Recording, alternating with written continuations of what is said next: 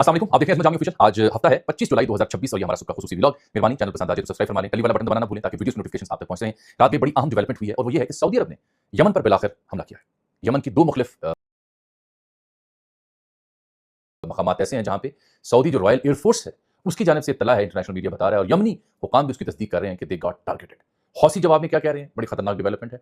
और फिर wall street journal नामी इदारा ये खबर ब्रेक करता है स्कूप के तौर पर कि ये जो हालिया झड़पें हो रही हैं ईरान के ऊपर, उसमें दर हकीकत बहरीन और एक और मशरक़ वस्ता के मुल्क ने सीक्रेटली अपने जो जेट्स थे, लड़ाका तैयारे, वो ईरान के अंदर भेजे। ये खबर देने का मकसद क्या है, इसके पीछे जो असल प्लान है, साजिश है, और इल्ज़ाम ये कि यूएई मालूमात दे रहा है। तो क्या बराह रास्त खलीजी ममालिक जो है वो ईरान के साथ जंग में आ चुके हैं? बहुत बड़ा सवाल। और फिर हम देखते हैं कि ट्रंप क्या कह रहा है इस सिलसिले में। और कल मैंने आपको अर्ज़ की थी कि मशरक़ वस्ता के अक्सर ममालिक में, खलीजी ममालिक में जो एम्बेसीज़ हैं यूएस की, वो अपने शहरियों को वार्निंग जारी कर रही हैं। आज जो अमेरिका की यूएई में एम्बेसी है, उसने बड़ी खतरनाक वार्निंग जारी की है और ये वार्निंग पैरेलल यरूशलेम से भी, इसराइल से भी जारी हुई है। और फिर हम ज़िक्र करेंगे जंतर मंतर दिल्ली के मुकाम का कि वहाँ हो क्या रहा है, आज का दिन अहम क्यों है, डेडलाइन किसकी खत्म हो रही है, और नरेंद्र मोदी सेल्फी जो करीब करके कैमरा थोबड़ा दिखाया था, आज फिर इंस्टाग्राम की बातें क्यों कर रही हैं। इनकी जो काबीना का इजलास हुआ, वहाँ नरेंद्र मोदी ने अपनी कैबिनेट मिनिस्टर्स को इंस्टाग्राम के इस्तेमाल के हवाले से बड़ी दिलचस्प हिदायत जारी की हैं और उनका ताल्लुक, उसकी मुमासलत पाकिस्तान के जो हुक्मरानों की तर्ज हैं टिकटॉक और इंस्टाग्राम, उससे बड़ा मिलता जुलता है। बड़ा दिलचस्प लतीफ़ा सुनाऊंगा मैं आगे जाके, लेकिन पहले ज़रा तशवीशनाक सूरत हाल पर गौर कर लें। देखिए, ये हुआ ये है कि एक सऊदी फ्लैग बेरर, एक टैंकर, क्योंकि आपको पता है कि जो यमन में हौसीज़ हैं, उन्होंने सऊदी नाकाबंदी का ऐलान किया कि सऊदी वेसल्स नहीं गुजर सकती। हालांकि चाइना की कुछ वेसल्स वहां से गुजर सकती हैं, सऊदी और अमेरिकन या ऐसी वेसल्स जो सऊदी तेल लेके आ रही हैं उनके लिए पाबंदी लगाई हुई है। तो वहां सऊदी फ्लैग बेरर एक वेसल थी, एनसीसी मासा, MASA, वो रेड सी में गॉट हिट और इल्जाम है कि हौसी ने उसके ऊपर हमला किया, डैमेज भी हुई वो। इससे पहले भी आपको याद है 2 टैंकर्स के ऊपर उन्होंने हमला किया था। तो फिर बिलाखिर जो सऊदी रॉयल एयरफोर्स है, RSAF, उसके हवाले से यमन का जो टीवी है, अल मसरिया, अल जजीरा और दीगर जो इंटरनेशनल आउटलेट्स हैं, वो तस्दीक कर रहे हैं कि सऊदी अरब ने रात गए को करीबन 12:50 का वक्त होगा जब इसकी तस्दीक हुई कि बिलाखिर सऊदी अरब ने बराह रास्त यमन के हौसियों के ऊपर हमला किया। और ये हमला इनकी एक पोर्ट सिटी है जिसको हुदैदा कहा जाता है। मैप भी आपको दिखाता हूँ, ये सना के करीब और जो बाबल मंदब का इलाका बनता है उसके करीब वाक़या है। तो पोर्ट सिटी मफहूम ये है, वहाँ टारगेट किया है और टेलीकम्युनिकेशन का जो सेटअप है दैट गॉट टारगेटेड। एक और इत्तला ये आती है कि वहाँ पे एक इलाका है, आइलैंड है छोटा सा, जिसका नाम है कुमरान। तो उसके ऊपर भी सऊदी रॉयल एयरफोर्स ने हमले किए हैं। जवाब में हौसीज़ कह रहे हैं कि आप आग के साथ खेल रहे हैं, जवाब दिया जाएगा। लेकिन मेरी इत्तला ये है, जो अरबिया चैनल है उसने पाकिस्तान के हवाले से खबर दे रखी है कि पाकिस्तान ने वार्न किया है हौसियों को और ईरान के जरिए भी पैगाम पहुंचाया गया है। आपको याद होगा कल इसाकडार से अब्बासी राक्ची मिले थे वहाँ किर्गिस्तान में, तो वह पैगाम पहुंचाया गया कि ये सऊदीया वाला मामला जो है इसको कंट्रोल कीजिए, रद्द-ए-अमल सख्त हो सकता है। तो ये एक ऐसी गेम लग गई है जो अपनी नाकिस राय के जरिए हम समझाने की कोशिश कर रहे थे मोहतात तरीके से। उस गेम का एक सबूत आपको देता हूँ। वह ये है कि एक ये जो वॉल स्ट्रीट जर्नल ने खबर छापी। अब ये खबरें क्यों छापी जाती हैं, ऐसे मौकों पे क्यों छापी जाती हैं, ये असल मुद्दा जो मैं आज आपसे फ्रैंकली शेयर करना चाहूँगा। पहले खबर का कंटेंट सुनें। वॉल स्ट्रीट जर्नल के लिए खबर की है समर सईद ने और शेल्बी हॉलिडे ने, 2 सहाफ़ी ने।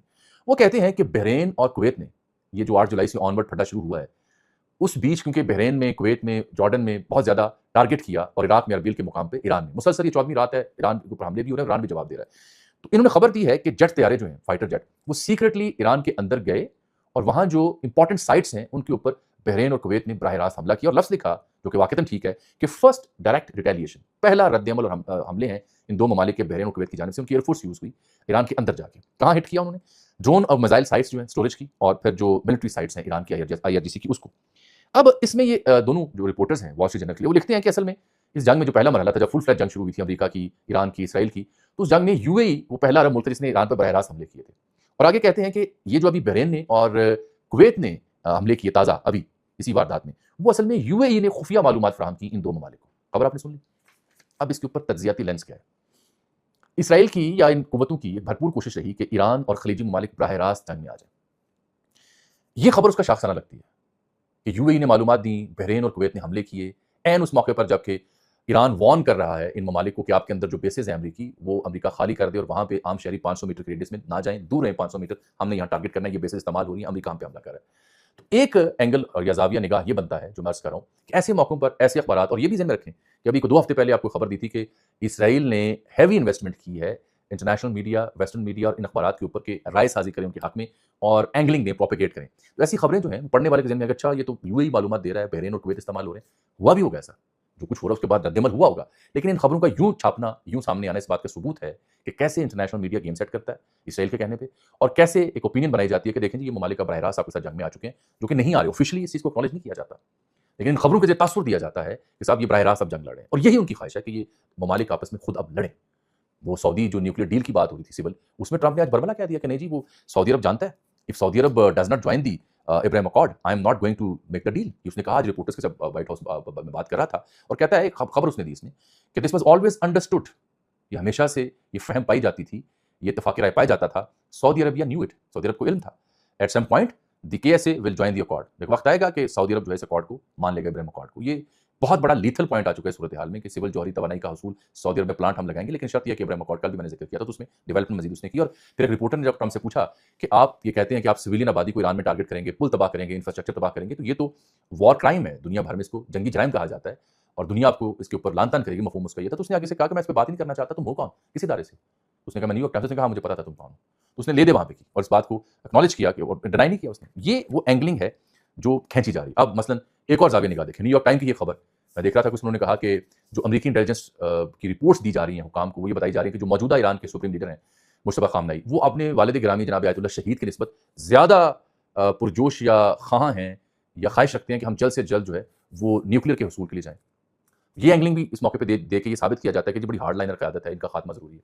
तो इन चीज़ों को मैं इसलिए आपसे डिस्कस करता हूँ, जो लोग देख रहे हैं हमें, जो हम मुसलसल जंग कवर करें, कि एंटिसिपेट करना होता है, खबरों के लेंस को समझना होता है, उसके बाद तज्जिया पेश किया जाता है ताकि मालूम हो सके। लेकिन ये अब मामला जब हौसियों पे हमला हुआ है, तो ऑब्वियसली रुकेंगे नहीं, जवाब देंगे तो मामला फैलेगा। खदशा ये है इसमें कि पाकिस्तान जो बार-बार अपील कर रहा है, वार्न कर रहा है, तो वो सिर्फ अपील या वार्निंग तक बात रुकेगी या कहानी आगे बढ़ेगी? अभी तो रॉयल सऊदी एयरफोर्स खुद मैदान में आई है और इस खास खत्ते को उन्होंने निशाना बनाया है।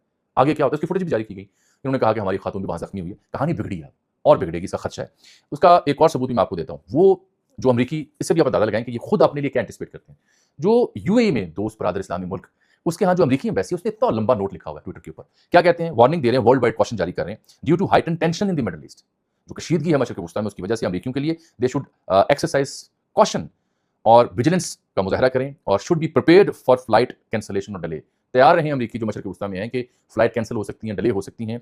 और फिर ये कहते हैं कि क्योंकि अमरीकी सफारती मकामात टारगेट हो रहे हैं ईरान की जानिब से और ईरान के इत्तेहादियों की जानिब से, ये लफ्ज़ नया है, यानी हौसी, ये आप समझ रहे हैं कि हौसी जवाब देंगे, यहाँ से खबर निकलती है। तो इसलिए जो यूएस के एम्बेसीज हैं या यूएस के जो मफादात हैं, अमरीका के जो लोग वहाँ हैं, वो एहतियात करें और मशरिक वस्ता आने पर भी गौर करें, ना आएँ।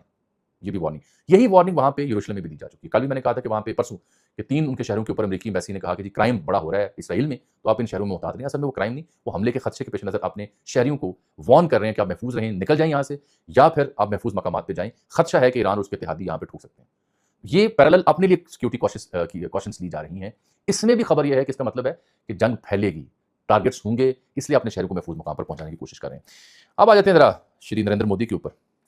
कल इसने सेल्फी कैमरा ऑन करके कि जुड़ना है मैंने, क्योंकि इंस्टाग्राम एक बहुत बड़ी एक यानी एक प्लेटफॉर्म के तौर पर सामने आया इंडिया में। ये जो जंतर मंतर दिल्ली के मुकाम पर मई जून से जब से ये तहरीक है, जो मेडिकल पर्चा लीक हुआ, स्टूडेंट्स ने वहाँ पे अपनी जान ली, बेबसी का इजहार किया। ऑर्गेनिक नेचुरल तहरीक है जो वहाँ पे आवाम के अंदर से फूटी है, वरना जो बंदोबस्त बीजेपी ने, हिंदुत्व ने पिछले 15-20 सालों में लगाया हुआ, कोई पुसक नहीं पा रहा था, इस कदर वहाँ पे उनका तगड़ा हाथ था। अब टाइम्स नाउ ने खबर लीक की है, बड़ी दिलचस्प खबर है। आज भी नरेंद्र मोदी ने एक सेल्फी मूड में, लेकिन थोड़ी बेहतर, कल थोबड़े करीब किया था, तो थोड़ा बेहतर उसने फ्रेम लगा के, तो बड़ा अपनी तरफ से उसने अप्रिशिएट किया कि शुक्रिया, धन्यवाद, आपने मेरी बात सुनी, प्लीज कर रहा है अपनी कॉन्स्टिट्यूंसी को। लेकिन हुआ ये है कि टाइम्स नाउ ने खबर ऐसी ब्रेक की जो बड़ी दिलचस्प है, सुनने से ताल्लुक रखती है। टाइम्स नाउ कहता है कि इसने, मोदी ने, जो इसकी अपनी काबीना है, उसको इसने कहा है कि boost your Insta presence, Instagram पे अपनी मौजूदगी को बढ़ाएं, तेज करें, गेट एक्टिवेटेड ऑन इंस्टाग्राम, वहां पे चालू करें अपने अकाउंट्स को। सिर्फ आप एक्स यानी ट्विटर तक महदूद ना रहें, बल्कि इंस्टाग्राम चालू करें। और फिर कहता है कि आप रील्स बना के शेयर करें। रील्स किसकी बनाएं? कि गवर्नमेंट स्कीम जो है मुख्तलिफ लोगों के लिए, उसकी चर्चा करें, और फिर यूथ तक पहुंचे और यूथ को बताएं, जवानों को, कि बीजेपी की सरकार ने क्या कारनामे सर अंजाम दिए हैं, क्या तरक्याती स्कीमें दी हैं, क्या पैकेजेस दिए हैं, वो बताएं लोगों को, इंस्टाग्राम चालू करें। अब ये जब उसने खबर ब्रेक की टाइम्स नाउ ने, तो ये देखते ही देखते वायरल खबर बन गई। और फिर जो एहतजाज करने वाले तालिब इल्म है वहाँ पे, जंतर मंतर के चौक वहाँ बैठे जो हैं, वो मुसलसल सरापा एहतजाज है, उनके चाहने वालों ने जो दुर्गत बनाई इसके ऊपर, और जो मीम्स बनाई और जिस किस्म का कंटेंट क्रिएट किया, वो प्योर ऑर्गेनिक, क्रिएटिव और नई नस्ल की जो माइंड सेट है उसकी अक्कासी करता है। गॉन आर द डेज के रवायती मीडिया क्या भाषण दे रहा है, पत्रकार, संवाददाता, तज्जिया निगार, ये क्या चूरन बेच रहे हैं, वो मान ही नहीं रहे इस चीज़ को। तो नरेंद्र मोदी का मीडिया भी और वो खुद भी एक्सपोज हो रहे हैं, वो कोशिश करेंगे जुड़े इनके साथ, इसलिए तो मोदी को इंस्टा पे आना पड़ा। अब उसमें हुआ क्या है, आज का दिन इसलिए अहम है कि आज की डेडलाइन थी, वार्निंग थी। जो इनका यूनियन शिक्षा मंत्री है, यानी वज़ीर तालीम है धर्मेंद्र प्रधान, उसके इस्तीफे की मांग ये लोग कर रहे हैं। तो इनके मुज़ाकरात भी वहाँ पे 2 यूनियन मिनिस्टर्स के साथ एंगेजमेंट है। अब उसमें आज का दिन था जिसका उन्होंने वक़्त लिया था बीजेपी की सरकार ने कि आज का दिन दें, फिर इस पे गौर करते हैं। उसके बाद इन्होंने लाहे अगला तय करना है। और एक और खबर इनके लिए ये है कि ये आज चूँकि 25 हो गई है, तो मेरे ख्याल मंडे को 27 जुलाई को जो इंडियन सुप्रीम कोर्ट है उसने एक केस लगा लिया हुआ है। वो केस है जो पुलिस ने जो एक्सेसिव फोर्स का इस्तेमाल किया तालिब इल्मों के ऊपर एहतजाज के मामले को, उसको उसने टेक अप करना है, उसकी कवरेज भी होगी। ये खबर मैंने आपको इससे सुनाई थी, जो लतीफ़े वाला पहलू था कि जब वो कहते हैं, मोदी कहता है कि जी share reels of government schemes to reach out to youth. जब ये कहता है तो क्या आपको कोई पाकिस्तानी काम भी, पाकिस्तानी सियासतदान, पाकिस्तानी हुकूमतें, पाकिस्तानी वज़रा, वज़ीर आला ये याद आते हैं कि वहाँ भी रील्स शेयर की जाती है? यहाँ हमारे यहाँ भी टिकटॉक पे लोग आए, सियासतदान आए, तरक्याती काम, तस्वीरें दिखाई जा रही थीं, याद आया? तो अगर याद आया तो आप मुझे बताएं कि वो रीलें, इन्फ्लुएंसर यूज़ करना और फ़ोटोशूट और सेट लगा के जो चीज़ें हुकूमतें पाकिस्तान में कर रही हैं, तो उससे क्या अवाम बड़ी मुतमिन हुई है? अवाम ने वो रीलें देख के क्या सदके बारी जाने का फैसला किया, या अभी भी अवाम का दुख वहीं का वहीं खड़ा है? तो ये मोदी की एफर्ट भी बेबस होगी। इजाज़त दीजिए, अल्लाह हाफ़िज़।